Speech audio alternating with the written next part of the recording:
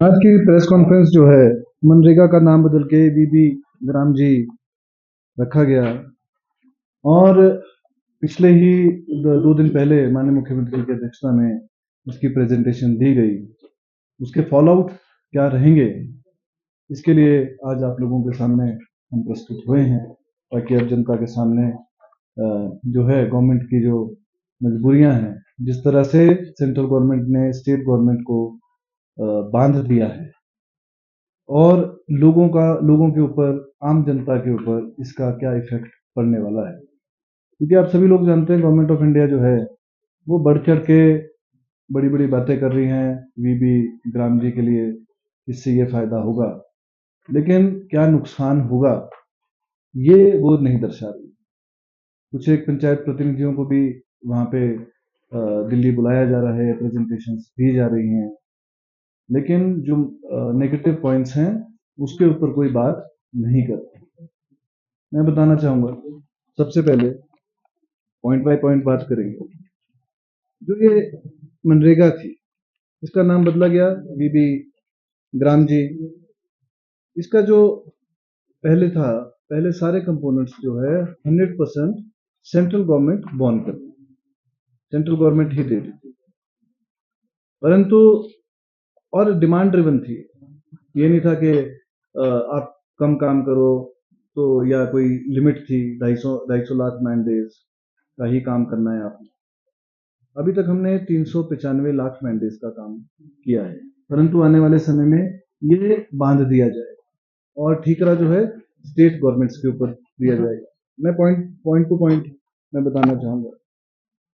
अभी जो है, क्योंकि मुझे नहीं पता सेंट्रल गवर्नमेंट की क्या मजबूरी है, लोगों को क्यों बांध रहे हैं, और क्योंकि इसके जो बड़ा पोर्शन है उन्होंने अपनी जिम्मेवारी, फाइनेंशियल बर्डन जिसको बोलते हैं, वो स्टेट गवर्नमेंट्स के ऊपर धकेल दिया है।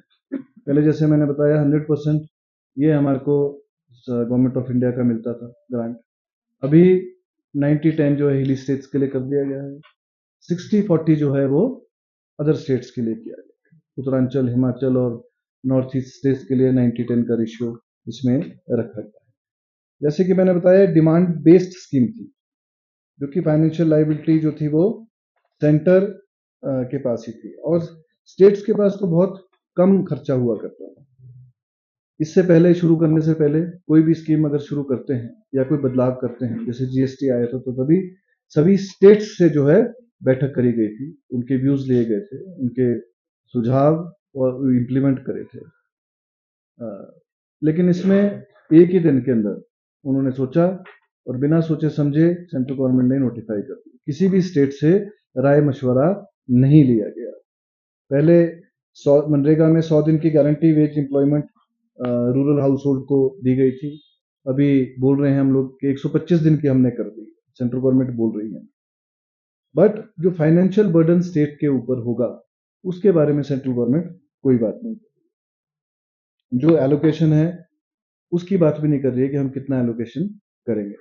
इस साल जो है 1203 करोड़ रुपए का, आपको पता है 1203 करोड़ रुपए का बजट उन्होंने रखा है, परंतु ये बजट केवल मात्र मैं समझता हूँ कागजों के अंदर एक बोलने के लिए रखा है। अगर फंडिंग पैटर्न की हम बात करेंगे, जैसे मैंने बताया पहले 100% गवर्नमेंट ऑफ इंडिया बॉन्ड करती थी, अभी 90-10 का जो है रेशियो पड़ गया है।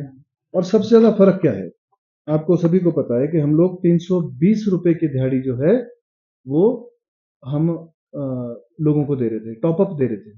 स्टेट गवर्नमेंट टॉप अप दे रही थी, हिमाचल प्रदेश सरकार, माननीय मुख्यमंत्री सुखविंदर सिंह सुक्खू जी ने एक बजट में, एक बारी बजट में 60 रुपए बढ़ाए, एक बजट में 20 रुपए बढ़ाए। पहले 247 नॉन ट्राइबल एरिया के लिए थी, 309 रुपए ट्राइबल एरियाज के लिए सेंट्रल गवर्नमेंट का शेयर बोल रहा था। हम लोग जो है 320 रुपए सबको दिया करते थे, बाकी स्टेट गवर्नमेंट जो है अपने खाते से दी थी। अब इन्होंने वो बांध दिया है, कहीं इन्होंने ऑप्शन ये नहीं रखा है कि हम टॉप अप जो है स्टेट गवर्नमेंट टॉप अप कर सके। अभी जो सेंट्रल रेट आए हैं वो नॉन ट्राइबल एरिया के लिए 247 रुपए, मतलब लोगों को दिहाड़ी भी अब कम मिलेगी, 320 से घट के। ये पहली बार हिंदुस्तान में ऐसा हुआ है, पहली बार कि कोई सरकार जो है, सेंट्रल गवर्नमेंट जो है लोगों की दिहाड़ी बढ़ाने की बजाय दिहाड़ी जो है वो घटा रही है, कम कर रही है। अब लोगों को 247 रुपये मिलेंगे और ट्राइबल एरियाज में 309 रुपये मिलेंगे। और कोई नोटिफिकेशन सेंट्रल गवर्नमेंट ने नहीं कही है कि हम लोग टॉप अप कर सकें, उसमें हमको परमिशन लेनी पड़ेगी। अभी उसका कोई प्रोविजन ही नहीं है उसमें। एक गवर्नमेंट अभी कोई नोटिफिकेशन नहीं है कि सेंट्रल गवर्नमेंट इंक्रीज करेगी जो वेजेस जो हैं बीबी ग्राम जी में, अभी तक कुछ नहीं हुआ।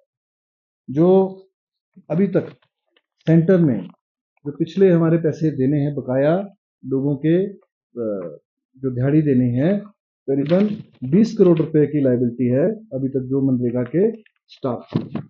मैं आपको बताना चाहूँगा फरवरी के बाद चाहे वो हमारे मनरेगा का जो स्टाफ है, जीआरएस हैं जिन्होंने अपने परिवार पालना है, कंप्यूटर ऑपरेटर हैं, जूनियर अकाउंटेंट है, इन लोगों के बकाया राशि अभी तक सेंट्रल गवर्नमेंट ने करीबन 20 करोड़ रिलीज नहीं करी।